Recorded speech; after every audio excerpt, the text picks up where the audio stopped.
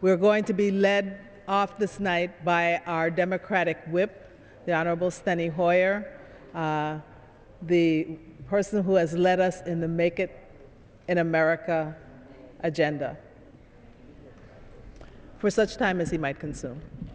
I thank the gentlelady for yielding. I thank her for her leadership.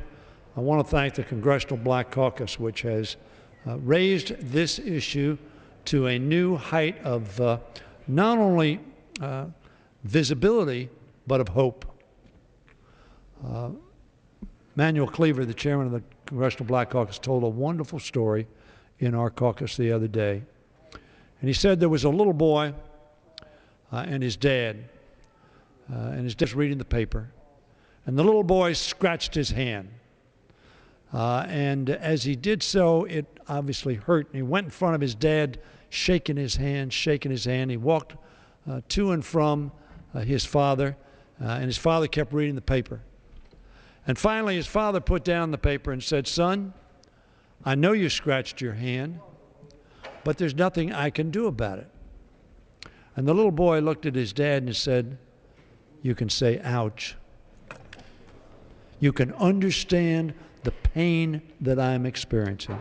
You can understand the pain that losing a job is causing me. You can understand the pain of a home that is lost because the mortgage cannot be paid. You can understand the pain of a family living in a home who has seen the value of that most important asset of theirs dwindle and be reduced, so that the mortgage payment they're paying is more than the value of the home in which they live." The Congressional Black Caucus did two things. It said, we hear and we say, ouch. We understand the pain you're experiencing. We feel your pain. But if all we do is empathize and feel pain, that's not enough. Our president addressed us last week, and he said, you know, we can shrug our shoulders and say, look, there's 14 months till the next election. But the people in pain can't wait 14 months. And that's what the Congressional Black Caucus did. Tens of thousands of people showed up throughout this nation because somebody offered hope. And not just hope, but real deliverables. Jobs were gotten. Interviews were set up. Training sessions for how you apply, how you dress, how you talk to prospective employers. Those kinds of seminars were given. A difference was made by the Congressional Black Caucus traveling throughout this country. And so I rise to thank the leadership and all the members of the Congressional Black Caucus. I see Mr. Davis and Ms. Waters on the floor with Donna Christensen. And I thank them for their leadership in particular.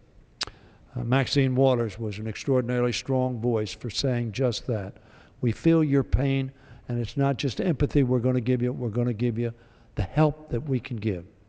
This president came before us last week and said, ladies and gentlemen, it is time to act.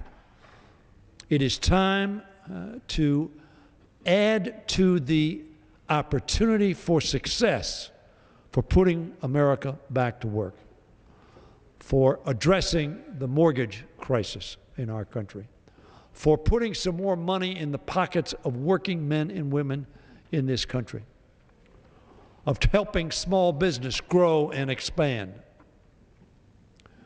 of making sure as well that we pay for what we buy. Every commission that has met, the Bowles-Simpson Commission and the Domenici-Rivlin Commission, said, yes, we have to get a handle on this debt and deficit, of which I'm a strong proponent.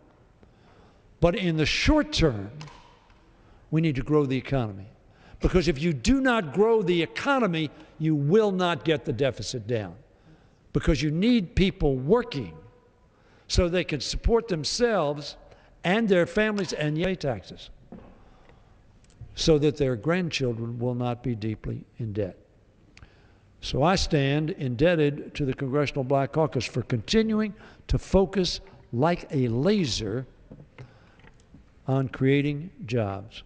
Mr. Butterfield, another member of the Congressional Black Caucus and leader in our House, a Chief Deputy Whip, is here as well and will be speaking, so that in North Carolina and in America, we can create jobs, invest in growing our economy, and yes, to give confidence to every single individual, every family, and yes, every business, small, medium, and large, that this Congress will act responsibly to address a challenge, to address the pain that our people are feeling, and to make sure in the long term,